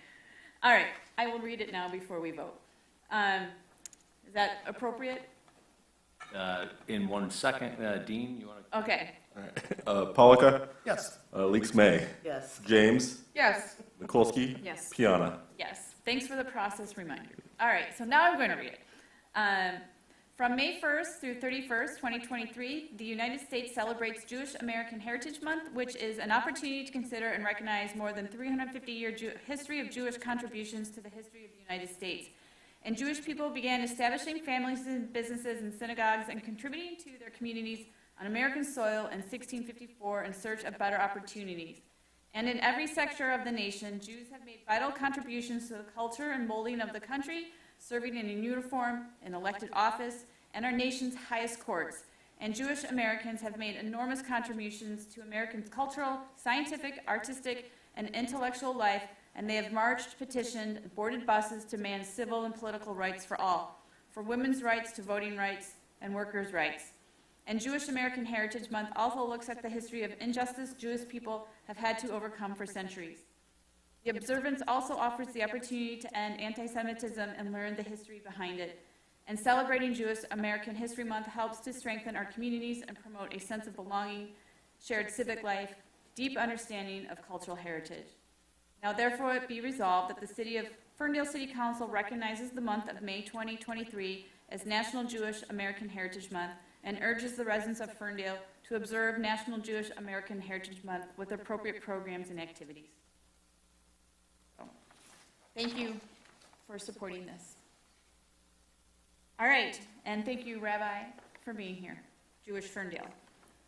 All right, I'm moving on to the regular agenda item, and the first up is consideration of the 2023 Ferndale Dream Cruise sponsorship agreement between the City of Ferndale and GTP, agent for the Ford Motor Company, and we do this annually. So thanks for being here, Michael, to introduce this item. Good evening. I just wanted to share with everyone that Ford Motor Company has been presenting sponsor of the Ferndale's portion of the Woodward Dream Cruise since 2008, and that really helps us and help covering the cost of all the different events that we have, and has also brought back that attention to Ferndale during the Woodward Dream Cruise as one of the premier places to be to have a good time with both car shows and as well as the live entertainment. Are there any questions from council about this item? And I will, do you want me to say it or do you want to say it? I can share. So Mayor, I will be abstaining from voting on this because I am an employee of Ford Motor Company. And so I don't want, it actually goes not against myself, against council. It actually is the fact that I'm an employee of Ford, and I don't want anyone to think that I'm trying to financially benefit Ford. And some people may say, well, why do I vote when there's Ford vehicles? And that's different because dealerships buy those vehicles, and dealerships are separate from Ford Motor Company, and our agreement to purchase those vehicles are with a dealership. And we're not making the recommendation of what to purchase. The recommendations are being done by staff, and they could recommend a GM vehicle or a Chrysler vehicle. I would still vote, to support that purchase. So some people have asked me, why do I not vote on this, but I vote on Ford vehicles, and that's why. Thank you for that explanation. Sure. You'll be explaining it next year. Yeah, probably. Are there any questions for Michael at this time about the contract for agreement? If not, we need a motion. Mayor, I move that we approve the 2023 Ferndale Dream Cruise sponsorship agreement between the City of Ferndale and GTB, agent for Ford Motor Company, and approve the Director of Special Events to sign the agreement as submitted by the Director of Special Events. Moved by Leaks May and supported by Mikulski. Was it Mikulski? Yeah, okay, sorry. Leaks May, Yes. Mikulski. Yes. James, No. Piana. Yes. All right. So, just want to let everybody know I'll be out of town for a family wedding that weekend. Council will attend the ribbon cutting. So, all right. With that, moving on to the next item, which is 8B, consideration of the sale of city-owned property located at 624 Pinecrest Drive, 1908 Ardmore Drive, and 2808 Goodrich Street. Thank you, Madam Mayor.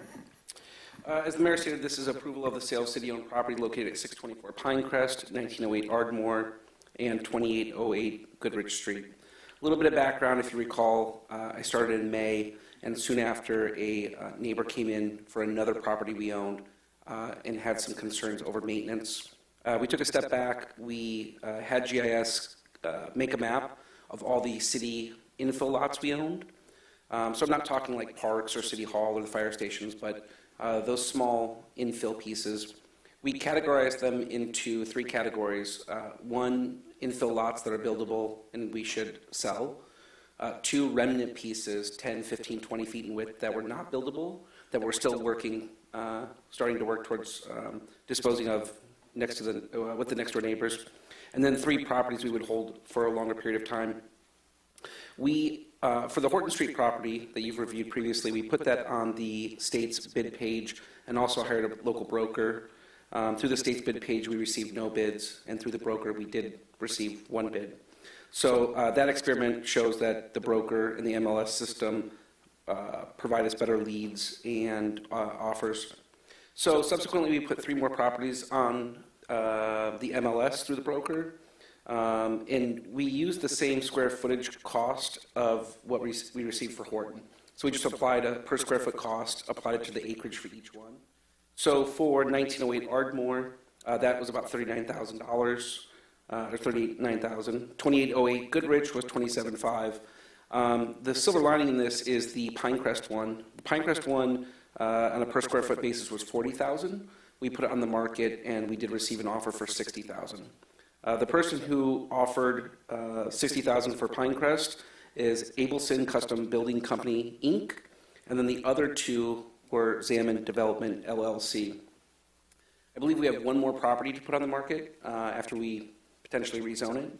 And then the Horton Street one, just as information, it fell through at the last minute due to some funding issues. So that is back on the market, and we hope to bring you an offer soon for that. But these are the three before you today. Thank you, Roger, for your presentation. I'll open up to council for asking questions. Through the mayor. I missed that last part. Which property fell through because of? The Horton Street, the first one we put on, it fell through at the last minute due to some funding issues. So that's back on the market, and we hope to bring you an offer soon. That was the one that we approved of a couple months ago? Correct, yeah. Thank you. And if I may, through the chair, just to add some clarity to what Councilman Pollock had just mentioned. So the property, the last property, is the Horton, or there's an additional one? We have a couple more. So there's a Horton Street property. There's one on Bennett, right at the corner of Bennett and Wanda. And then there's one at Academy and Hilton. The Horton and the Bennett are on the market right now. So we're accepting offers. The Academy and Hilton we have not put on the market yet. We think it's probably advantageous for staff to rezone it first and then put it on the market. Through the chair, for the ones that have to be rezoned, are we waiting until the planning commission we've gone through the rezoning process? Sure, so I think what we're going to do is assign it. Sorry. I think we'll assign it to Christine to be the staff lead to rezone it. Okay. So she will submit a rezoning application. It would come to the planning commission for a recommendation to city council. And then if city council approves, then we could put it on the market. It's currently MXD2, and it's probably more appropriate to be R2 like the adjacent properties. Okay.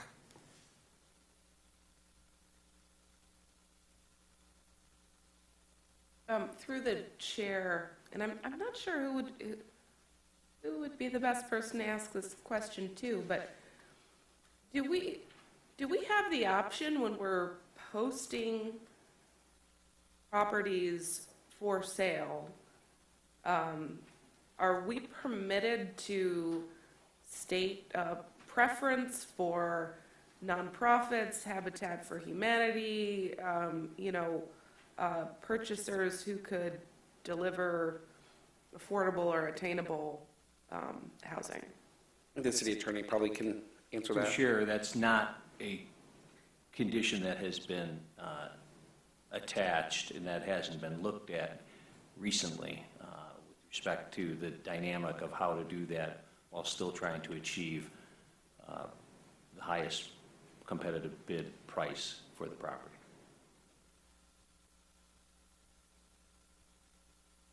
Preference in our policy. That's correct. Okay, The latter. got it. I guess, given the whole affordable and accessible housing policy that we developed, why have we not changed our sale policy, our property sale policy to incorporate that? I think that may be, well, Through the chair, I mean, we do have a policy. It has been updated. I don't have it in front of me. I'm highly confident the language is referenced as a consideration. And I think there is some discretion there for how the city would award that. But I don't have it in front of me, so what I would suggest is we come back, I circulate that policy for review, and we can talk about comment. I think also it's probably going to be a little difficult. I mean, there's one thing to put on the market and then market rate people respond. To do affordable, and especially a small 35-foot infill lot, will require staff to be reaching out. And I just don't know that there's an intersection, except for Habitat for Humanity, I don't know that there's an intersection between purchasing the lot, building a brand new home, and, 50, 60, 70% AMI. It's just really, really difficult. Probably they do not intersect. Right, not until Oakland County gets its stuff together and develops a land trust. Yeah. Yes. Right? Yes. The Bennett Street would be a better one that we could work towards. I think we could bring the policy forward. Bennett's a little bit bigger, but these ones are small, 30-foot, 35-foot lots. It just becomes Gotcha. really difficult. Gotcha. So there's not the area available for the massing that. Correct. It would just be one single-family home, and then the cost just gets too prohibitive. That's helpful. Through the chair. So that brings up another question that I have. I couldn't find the dimensions for these lots, but all of these lots are buildable based on our current zoning ordinances. Anybody who buys these properties don't have to come to the planning commission to ask for, or the BZA to ask for a variance. Correct. And if you give me 1 second, I probably can tell you the width.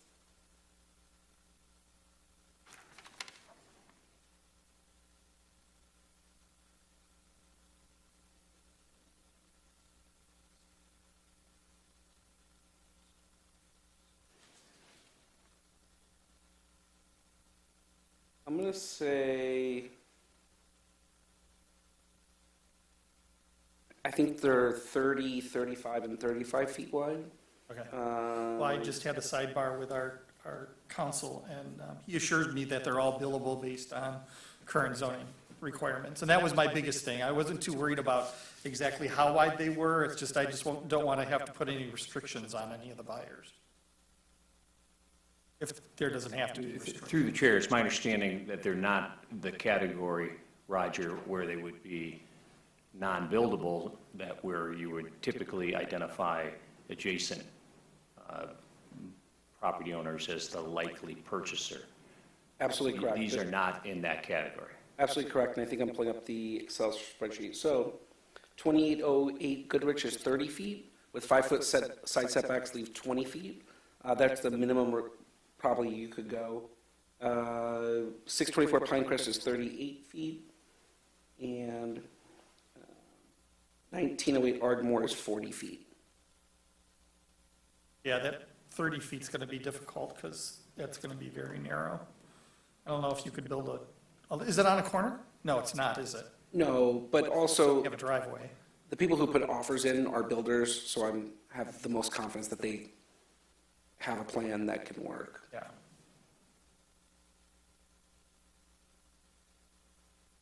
That's all I have. Mayor. Other questions? All right, a motion to proceed.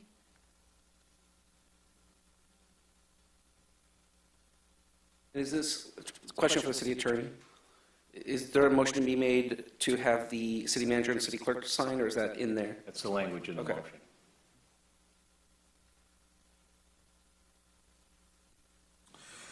There we go.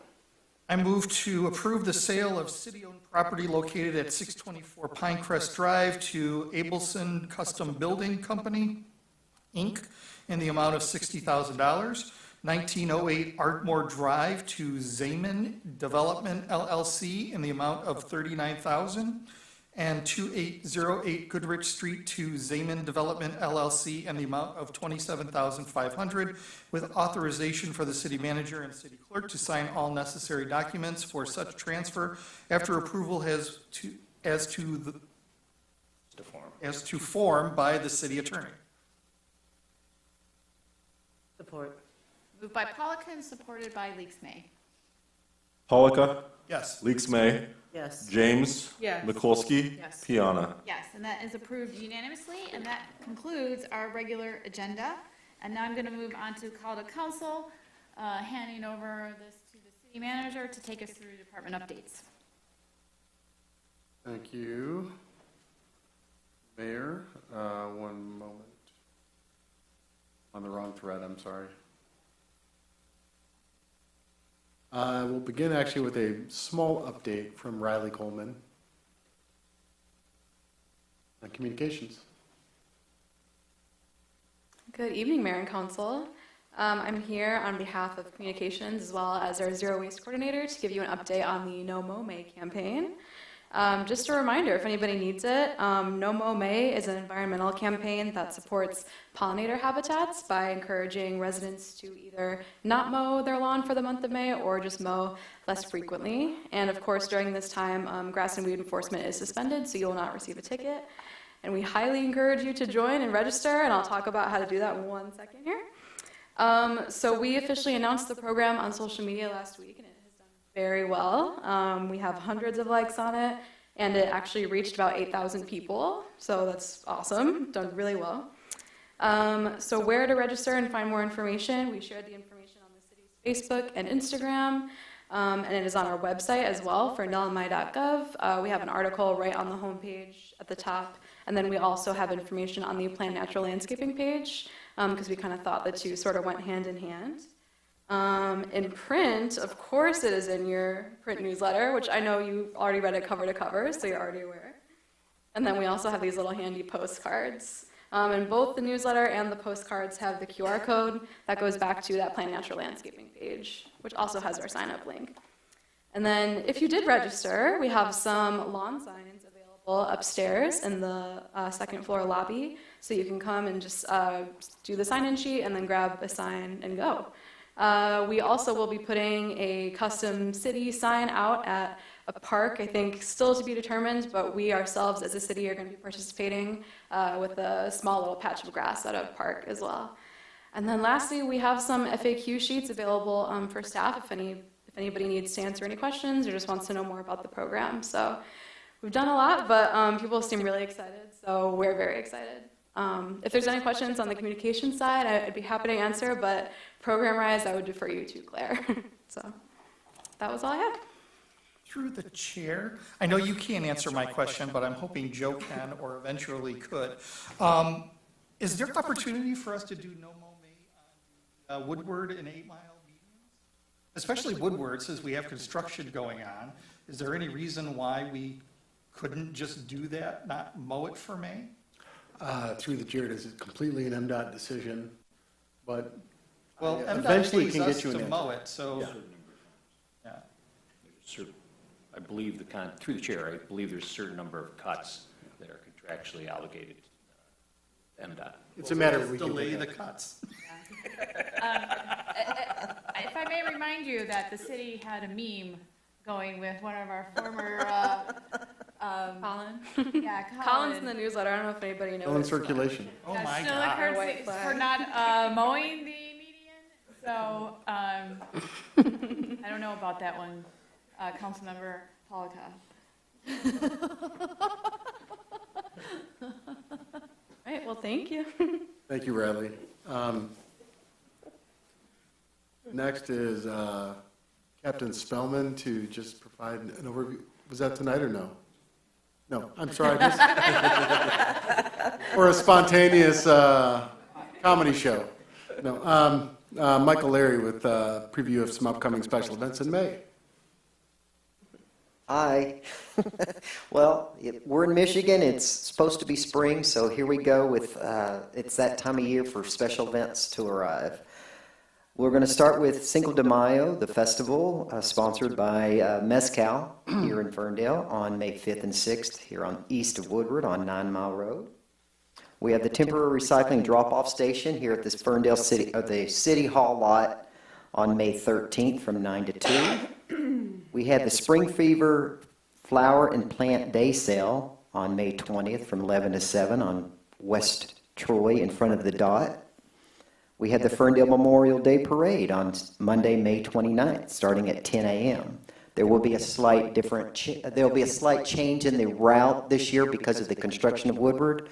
So be mindful of that. We have been pushing that already through social media and the city's website. And then, of course, this Friday, April 28th at 5 p.m., the Ferndale Public Schools will have a parade of champions. That is not only just to celebrate the victory of the basketball team, but also all the sports programs that they do have at the Ferndale Public School System. So that's this Friday, starting at Planavon at West 9 Mile Road at 5 p.m. And then finally, on Tuesday, May 9th at 7 p.m. at the 215 West, our Honorable Mayor will do her annual State of the City address. And that's it. Thank you. Thank you, Michael. Next we have Chief Robinson.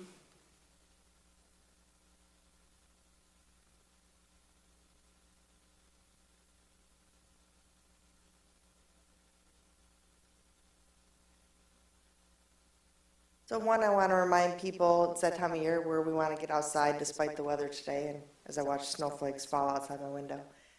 But want to have the backyard campfires, and remind people you do need to get a burning permit. You can apply for it online at the city website. It's $25, it's good for the full year. If you had it before, when you go on and apply, you just renew it, but it's really important for safety. And as we get into spring, we know severe weather, thunderstorms and stuff can come up, so remind people for safety with that. I think the citizens did an amazing job during the ice storms with all the down power lines to keep themselves safe, but just remember, if you hear the sirens, take shelter, look at your weather. Any concerned down power lines, stay away, call us. Again, we just want to keep everybody safe. Let us come out and check it out. And Joe, you have the third thing in front of me. What did I say was the third thing I was going to talk about? You had free smoke detector program. Yes, thank you. The very important one. I presented before that last year, unfortunately, fire fatalities upticked in the state of Michigan.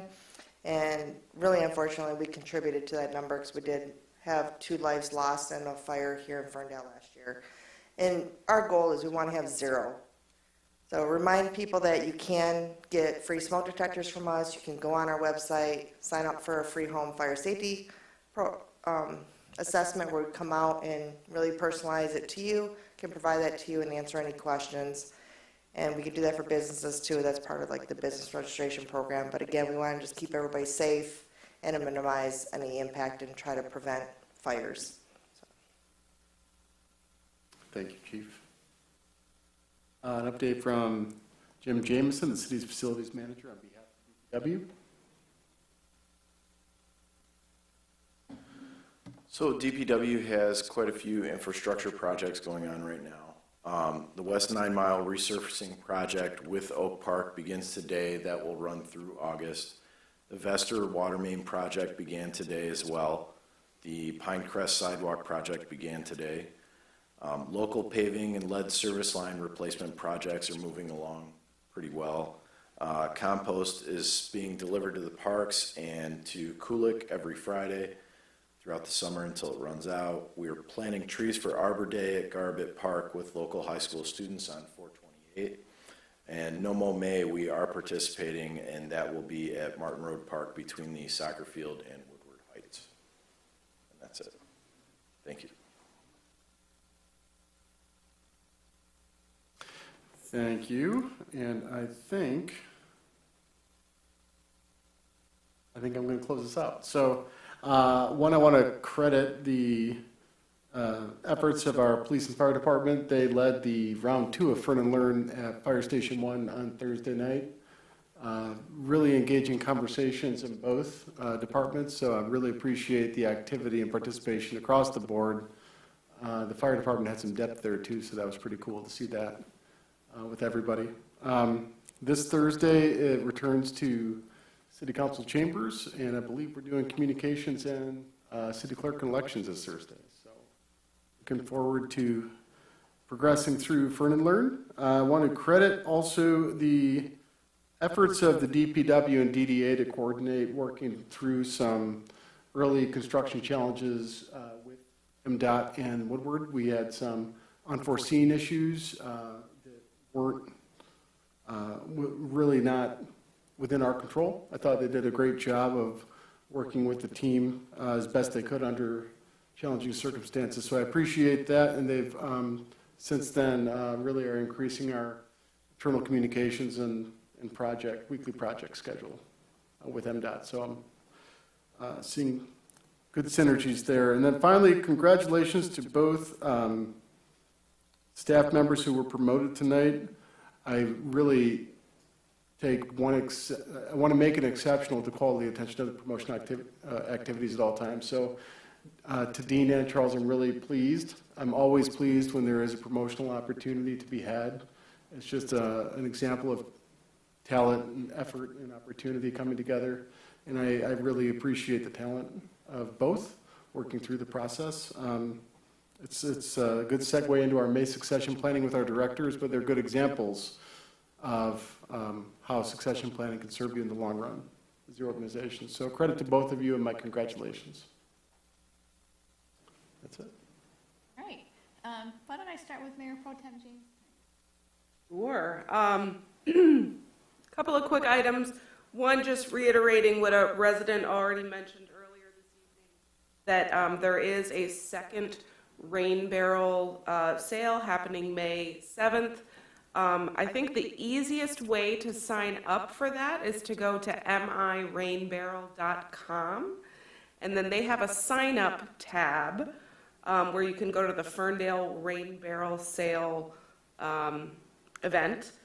And just as a reminder, this is for Ferndale residents. It's the result of an Eagle grant. It really kind of parlays very well with the discussion that we had earlier this evening about the stormwater problems that we have, particularly on the east side of Ferndale. And I also want to emphasize that in addition to having those soil conditions on the east side of Ferndale, that happens to be the side of town where we also have our lowest income households. So having access to this deeply, deeply discounted rain barrel program is really important to me, and I hope that folks on the east side in flooded areas that are prone to flooding, especially households that could not otherwise afford a rain barrel were it not for this program. Please sign up. You can do it for as cheaply as $30, and that includes the whole diverter kit and everything. And if you are intimidated by the thought of installing this thing, please reach out to us. We've got great volunteers who will help you out. And then if this is something that you could otherwise afford, but you're looking forward to the discount anyway, we have a kind of pay it forward option where you can still get the discount but pay a little bit more. That gives us the ability to extend those grant dollars further to those who really need the deep discount.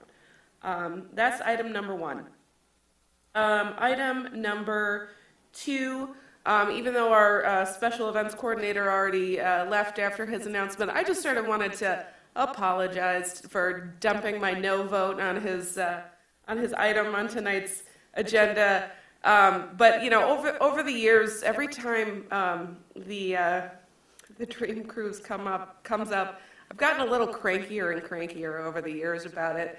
And for those of you who don't know, the Dream Cruise actually started as a fundraiser. The very first Dream Cruise funded the creation of our soccer fields, which are now underwater, and we need help. And I feel like the spirit of the origin of that event has just dissipated, and I'm feeling, like I said, a little bit more cranky that it's not, that the community isn't benefiting the way that it did in the early days of this event. So that's where my no vote came from tonight. And lastly, I wanted to just express my support for community members who came out tonight. I hope that we'll see you at future council events, council meetings. It was really uplifting and touching. Thank you for your explanations. Councilman Mikulski. Just two items tonight. April 28th, there's an Arbor Day free tree giveaway sponsored by the Greening of Detroit. I want residents to know about that. They have a lot of nice natural options, elms, hackberries, linden, what have you. That is going to be located at 1300 West McNichols, Detroit, Michigan, 48235. It does start at 3 p.m. It's Friday. It's while supplies last. The next item that I wanted to bring up was our special events director had mentioned that there was a DPW recycling event on May 13th. There's also the Ferndale Beautification Plant Exchange happening at the same time. So I believe that starts at 10 a.m. It's a great opportunity. If you have some extra hostas, you want to spread the love around, please do so. I did want to thank whoever is responsible for getting the compost pile at the Kulik Center. Thank you. The community is coming out and carting it around the neighborhood already. And I also wanted to express a lot of love for my community for coming out and saying what they did tonight. So thank you.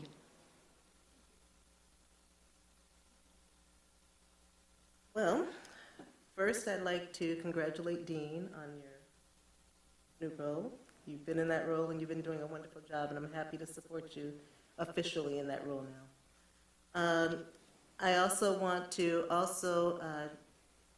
we had community members come out and wanting to express the love that this community so exemplifies, and I just I'm really proud of that. And on top of that, just declaring May as National American Heritage Month was just kind of the icing on the cake. So I just thought that it just really affirms what this community is about. We want it to be an inclusive community, and I just am really appreciative of that we have so many vocal community members that aren't afraid to come out and express how they feel, and happy to be part of a council that is open to letting that happen.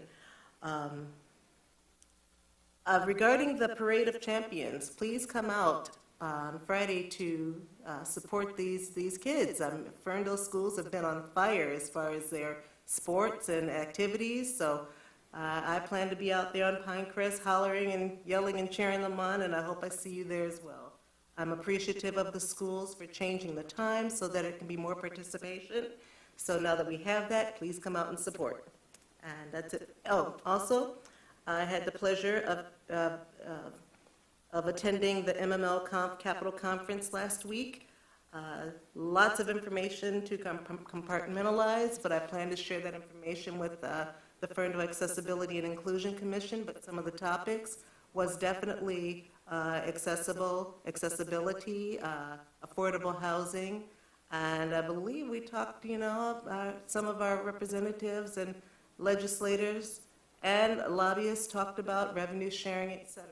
So good things to come in the future, but I'll be sharing that once I compartmentalize all that information that I obtained last week. Thank you, Mayor. So I also want to congratulate Dean and Charles on their promotions, very well deserved. And I'm glad that they're going to continue to work with us in the city, resolving problems and making life hopefully easier for our residents and business owners. And I also want to thank the community for coming out tonight to talk about what our community really is, which is love and understanding. What a difference 2 weeks makes from such negative comments and negative energy that a group of people brought into the chamber to what we experienced tonight. Tonight was the Ferndale that I know and I love, and I'm so happy to have those people represent what our community really is, and I welcome them and everyone else to come back and share your love for our community. So that's it, Mayor. Thank you. And I'm going to start with, leading off of your comments, and I'm very thankful that folks came and changed the tone and tenor of this council meeting, because I feel the stress of the community when that type of speech, albeit it is legal to have that type of speech, but it is harmful.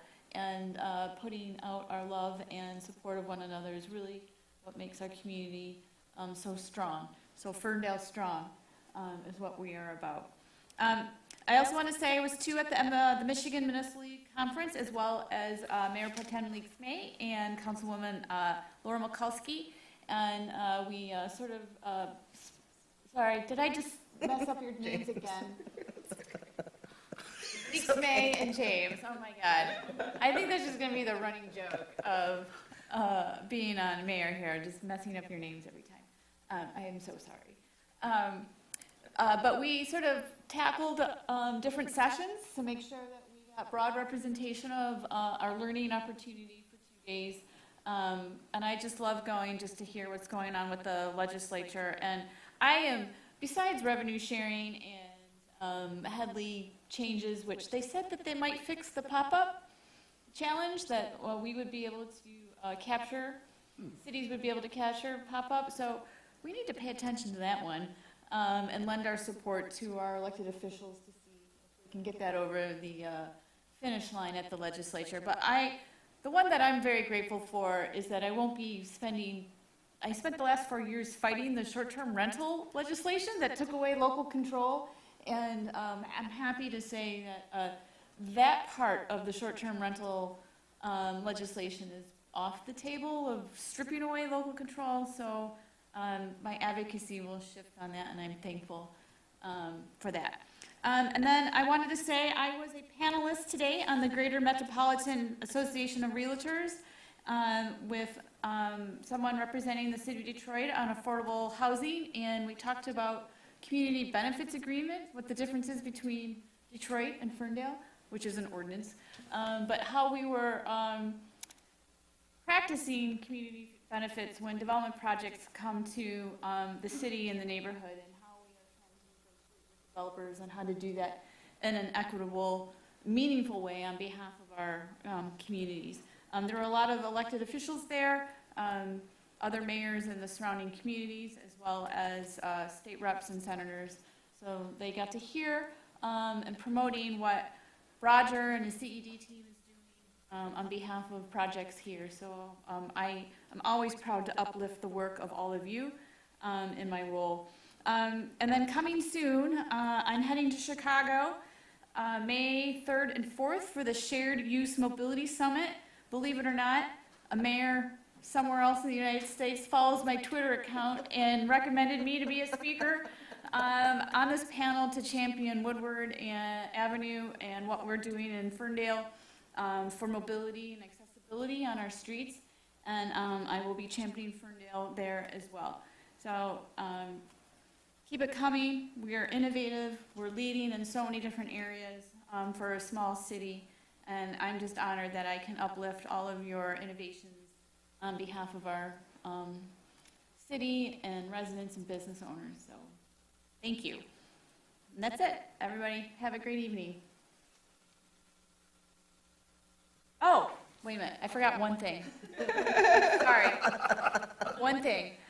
I hear chainsaws all the time in my neighborhood, and people are cutting down their big trees in their backyards because they're dying. And so while the tree program in the city of Ferndale is for the public right-of-way, you still can get discounted trees from the city for your backyard. You just have to dig the hole and plant it yourself. So I'm hoping that as part of the fall planting season, because we kind of missed the mark for the spring this year, if we can promote our tree program saying here's how to use it for the public right-of-way, and here's how you can have a discounted tree from the city delivered to your house, but you have to dig the hole and plant it. But there are groups in the city of Ferndale who can help you come dig this hole and train you. I think this is something that FESC could help do if you wanted to plant a tree in your backyard to replace the one that you're cutting down. Our tree canopies, at least in my neighborhood, is starting to be removed in backyards. And so we really need to increase our advocacy to get people to plant trees in their backyards. That's it. Go home. Thank you. One clarification.